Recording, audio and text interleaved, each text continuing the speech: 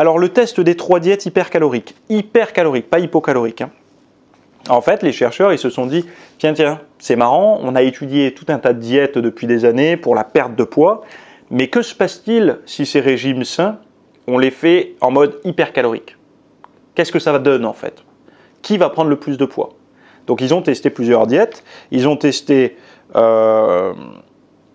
la diète basse en glucides, la diète basse en lipides, donc en graisse, et la diète très basse en lipides et vegan. Donc très basse en lipides, et en graisse et vegan, c'est la même diète, hein, donc 3 diètes différentes. Et donc en fait, ce qu'ils ont fait, c'est que ces diètes-là, ils les ont rendues hypercaloriques. Donc je ne sais plus à combien, les individus, le cas d'un individu qui a mangé 5800 calories par jour, de 3 régimes différents pendant 21 jours. Donc je vais vous lire. Cette étude rapporte une étude de cas d'un individu, hein, c'est pas des milliers, un individu qui a mangé 5800 calories par jour de 3 régimes différents pendant 21 jours à la fois. Donc là, ce qui est intéressant, c'est de se dire, il n'y a pas d'histoire de génétique, de machin, puisque le gars, c'est la même génétique qui a testé 3 trucs différents. Ce qui va montrer une chose, enfin vous allez voir. Donc, les 3 régimes différents ont été low carb, donc bas en glucides, low fat, donc bas en graisse, et very low fat végétalien, donc très bas en graisse et végétalien. La prise de poids sur 21 jours était de 1,3 kg pour le régime low carb. Donc en fait, il a fait 21 jours d'un régime, 21 jours d'un autre, 21 jours d'un autre. Hein. Ce n'est pas 21 jours les 3.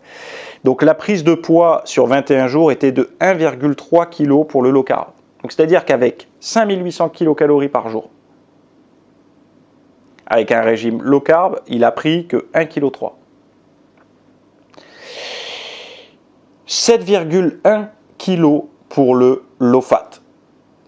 Donc 5800 calories par jour d'un régime bas en graisse, il a pris 7,1 kg. Est-ce que vous voyez la différence? 1,3 kg pour le low carb, 7,1 kg pour le low fat.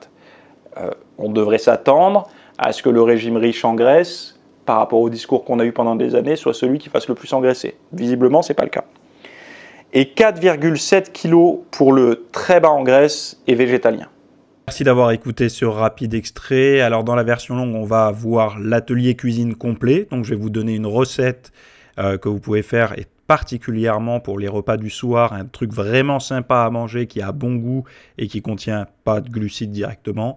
Et donc du coup qui vous permettra de vous régaler tout en faisant attention à votre tour de taille. On va voir également toutes les news que j'ai récoltées sur la diète low carb. Alors les news, pas les news des magazines et compagnie, hein. C'est les news scientifiques que j'ai récoltées pour vous faire une petite update, une mise à jour de vos connaissances là-dessus.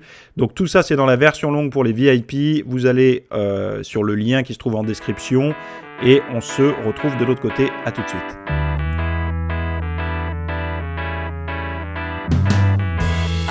Walking down the street, thinking the Lord, I still got my feet.